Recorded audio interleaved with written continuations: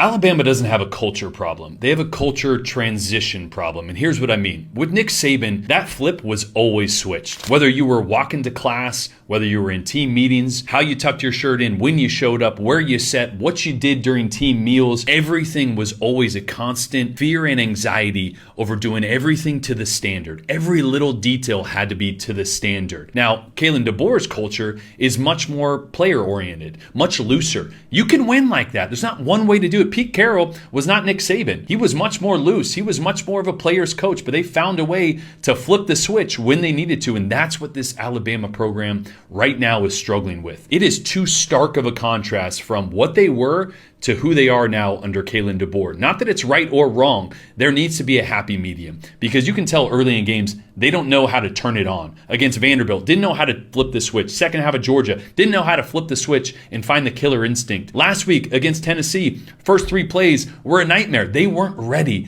They right now, as a player-led team, don't know how to flip the switch. So Kalen DeBoer needs to find that happy medium of policing the little details, more so to the standard in the way that Nick Saban did, until these players are ready to self-police the standard and carry it on their own in a more loose, confident environment. They will get there. Kalen DeBoer's culture will be just fine.